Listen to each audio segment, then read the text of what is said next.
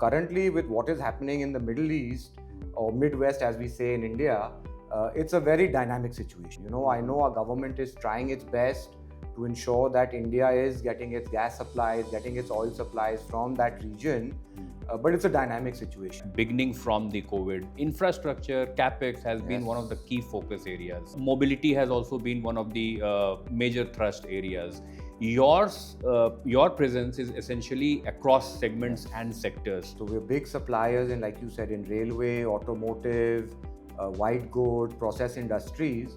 And now with the government's push on infrastructure, stainless steel is also going to play a major role there. So one of the real major growth sectors we see coming, let's say in the 10 to 15 years, is stainless steel.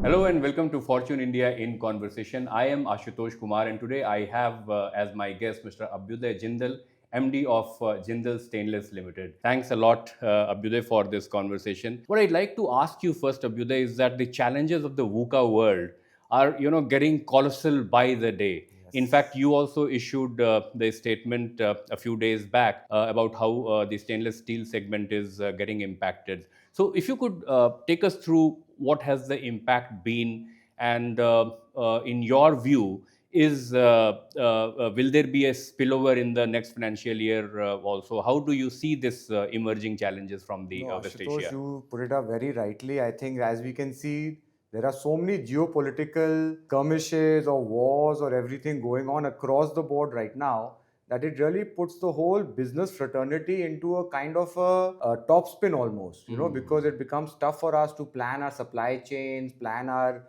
production processes, or plan for the next financial year, like you're saying. Right. So currently, with what is happening in the Middle East or Midwest, as we say in India, it's a very dynamic situation. I know our government is trying its best to ensure that India is getting its gas supplies, getting its oil supplies from that region, but it's a dynamic situation, and we also at the plant are getting impacted because of that. Even though luckily we do have other sources of energy and power, like we are now trying to convert from LPG into liquefied natural gas. Okay. So that helps us at least in producing or keeping our plant running. But what we are currently seeing is that our customers are actually having problems. So they are the ones who are now suffering because of no LPG or gas, or oil prices become more expensive.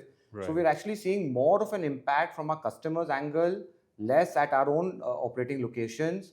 Wherever in the plants, wherever we're based on LPG, that we have taken down, because at the moment government is rightly so giving it to the consumers, and that is absolutely in the right spirit, and we as an industry would support that.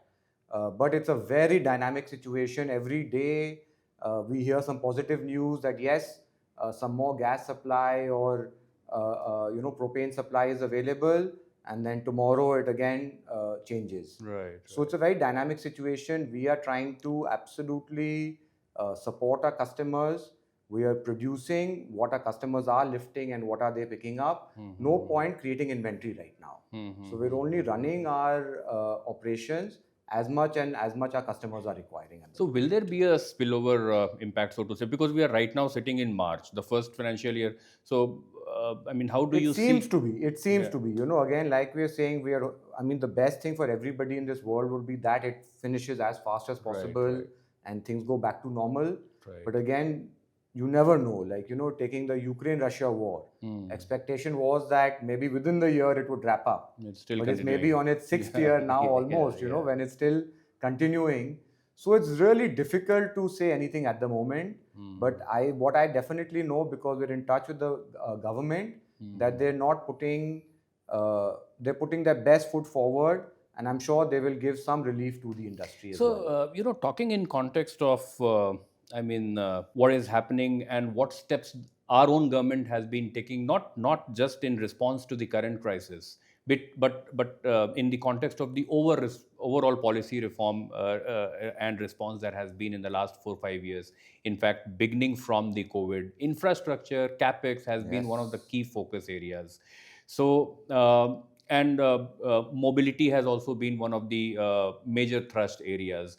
your presence is essentially across segments Yes. and sectors. So, how do you see the market evolving and changing, demand situation evolving and changing for stainless steel products Perfect. No, going forward Ashutosh, in the short to mid term? like you said, being a leader in this industry, we have to cater to everybody. Right. So we're big suppliers in, like you said, in railway, automotive, white goods, process industries.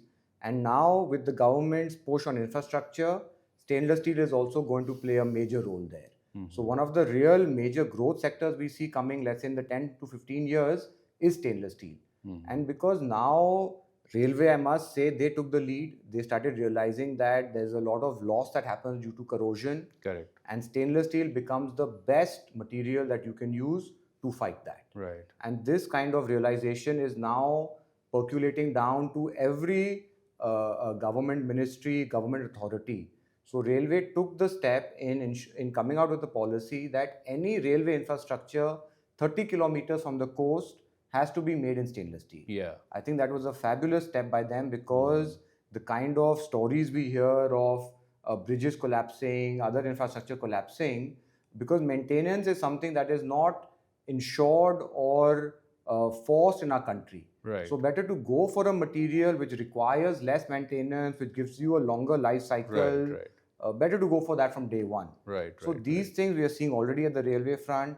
Same way now in infrastructure, with more airports, roads, railway stations coming up, more bridges coming up. Stainless steel definitely is going to be consumed in a long way. Right. Which is also why we went and invested in a stainless steel rebar facility. Because along with supplying, let's say, the girders or the plates, our customers and especially government authorities also started demanding rebar in stainless steel. Okay. And they wanted a little more confidence, which is why they requested us that if Jindal Stainless gets into long products as well, starts making stainless steel rebars, then even this industry can grow. Right. So, one of your brainchilds has been thrust and focus on space, aerospace, and defense. In fact, you have contributed to Chandrayaan as well. So, what kind of opportunity lies here, and how is the company tapping it? I think, again, it's definitely, I would have to thank the government for Right. this, because the time when I entered the workforce, which is around 2016, is the same time when Government of India also opened up this sector to the Correct. private sector. Right. And it gave me the it was an interesting area, it was something new, and my family has always tried to contribute to the India's growth story and growth journey. So I felt this would be a very right area for my contribution to India's growth. Being a big patriot, I felt that this is something required. And when I got into it, most of our materials were being imported. All special requirement from defense, aerospace side. And with the government opening up to the private sector, wanted more homegrown companies to come up, more material to be supplied from within India. So I took this as a challenge. It's been a very interesting journey. It was definitely a little slow at the beginning, but with the kind of focus on Atmanirbharta, with the kind of situation we are seeing globally, where you have to be dependent within your boundaries. You cannot be dependent on global supply chains anymore. Right. With this realization coming in, now this industry is growing very fast. Right. And I'm very bullish on it. I expect that this will be one of the major special product divisions for us in the company. Okay. Maybe not the highest in volume, but from a quality and specialized portfolio perspective, it's a very good thing to have. And this learning then can be passed on to all the industries we are supplying, because the quality standards in this are definitely the highest. Right. And nuclear is another sector we're very bullish on. Okay, and in fact, the government has also given a lot of from thrust. SMRs Yes. to just nuclear reactors on its own. And Jindal Stainless is anyway contributing globally to nuclear industry. And whatever is happening in India, we would also be the front runner. So, coming to volume growth, I mean, what is your guidance there? And also, there is a related question. I mean, how is the China factor also playing out? I mean, it is one of the key challenges for the domestic steel industry. But in terms of your own volume growth and the kind of challenges from China, what are So the I think to answer that, I would first say that we're extremely bullish on the stainless steel growth in India. We Okay. expect stainless steel to grow at around 9 to 10%, and we are timing the company's growth along with that as well. Right. So we also expect to deliver at least 8 to 10% of volume growth every year consistently, at least for the next 3 years, before we're looking at our next expansion in Maharashtra. So our focus at the moment right now is increasing our cold rolling capacities to increasing more value-added products. And that is because India is only going to grow from strength to strength. Right. The challenge, as you rightly pointed out, is the subsidized low quality imports coming in from China. We are very happy to compete with good quality players and we are happy to take them head on as well.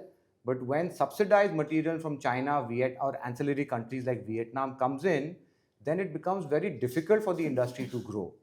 So what is actually happening now is that the medium scale MSME sector in stainless steel are having a difficult time actually, because they are the ones who are directly competing with these Chinese players. Right, they are right, entering the markets where they are serving. Right, So right. in our dialogue and our representation with the government, this is always something we're trying to put across. That yes, we agree there is a big MSME consuming sector as well, but there is a huge MSME production or a producing sector as well. Right. So if some kind of support or some kind of protection is not given to them, then they will really not be able to grow and come up, and we will be dependent on Chinese imports to a large extent. So one of the points that I wanted to talk to you about over here is that US has launched this investigation into unfair trade practices by the countries.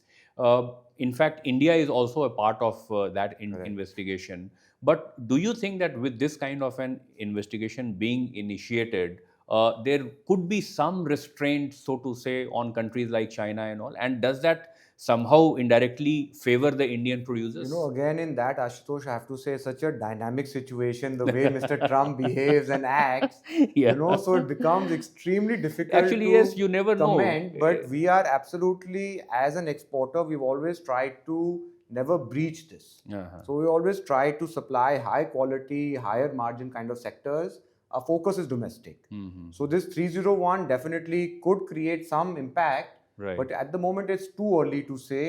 And we would be supporting with all kind of investigation and data that we need to give. Right. As a corporate, we've always done that, and even in the future we would. So, could you take us through the Maharashtra expansion plans of the company, basically? So absolutely. So just to give a overall picture, we are a 3 million ton player at the moment. We're expanding also in Indonesia. Another 1 million ton will be coming up in Indonesia. And at the moment in India, in all our current parent locations, we're increasing our cold rolling capacity. But looking at the demand and looking at the way India is growing, like the sectors we discussed upon, and even the new age sectors coming in, we feel that stainless steel demand is going to grow. We would like to maintain our leadership position. We have close to a 50 to 55% market share, and we would like to maintain that. So with this in mind, we've decided to now expand into Maharashtra. So we were already there in north of India as our mother plant where the entire Jindal group came out of, which is in Hisar in Haryana. Then we went to Odisha, which has now become kind of the steel hub of the country. And we went there because that's the raw material hub of the country. And now we feel that we need to expand into Maharashtra because the biggest customer base and most of our volumes are sold in that belt between Gujarat, Maharashtra takes a sizable volume of ours. Right. So, and I must say that Maharashtra government is also hungry for industries to come in. They're offering very good incentives. So looking at all these in nature, we've decided now to expand into Maharashtra. Our plan is to make this our single biggest location. We will expand in over, let's say, a 10 to 12 to 15 year period. Okay. But in the, let's say, over this time, it should be a single biggest location. What is the kind of investment that is going into it? So we are thinking of close to between 30 to 40,000 crore almost. But in the entire span of? In the entire span. The entire span. So almost a 4 million ton plant is what we are trying to envisage. And we'll go for a 1 million ton module and we'll grow like that. So coming to the global side again, is this European CBAM thing, is that a structural issue again and a kind of a non-tariff barrier? So it definitely is again with coming to the same global dynamics that is happening where each country is trying to protect their companies or their borders and focus more on within their own industries. So definitely it was something that we predicted much earlier. We were in discussion with our customers and all of them wanted this kind of support from us. So we started investing in, let's say, renewable energy, green hydrogen. We were anyway a scrap player. So already what now you see most companies transitioning to, where they're setting up electric arc furnaces to consume scrap, we in our history have been electric arc players. Right. So already consuming 90-95% scrap. Right. What we needed was more cleaner energy source, and we've also moved into green hydrogen. So through all these measures, we are actually keeping absolutely on track and in place with the CBAM requirements. We are waiting for the authorities to come, investigate, verify, and then give us a score. Right. Whatever international publications are there, already we are part of. And I must say, in all of them, we're scoring very well. Right. So we've given the commitment to our customers. We've built these customers for decades now. We've been servicing them for close to 3 to 4 decades now. And we would not like to get out of the supply chain because we are, let's say, Gillette's biggest supplier globally. We are part of almost all auto majors now. So our material goes into OEMs who produce, let's say, auto parts. Right. And then they supply into all your auto majors in US, Europe. So, by building these customers over so long and being a partner with them, we would not like to get out because of these kind of challenges. Right. So we're investing in all these, let's say, green technology. We're reducing our carbon emissions, and we're giving the customers a commitment that we are there with you for the long term. Right. Any debt reduction plans that you can share right So now? already in the industry, we are at one of the lowest. So our Right. debt to EBITDA is below 1. Okay. Our debt to equity is below 1. Right. So I don't feel the need that we need to. And even for our expansion that we're planning, most of it can be taken through internal accruals. Okay. So So we're in a very comfortable position at the moment. Right. So on that note, thanks a lot for this. Thank you. It was wonderful lovely. conversation. It was very nice to meet Thanks a lot. you, and hopefully more in the future as well. So that's about it on this edition of Fortune India in Conversation. For more news and updates, keep following Fortune India.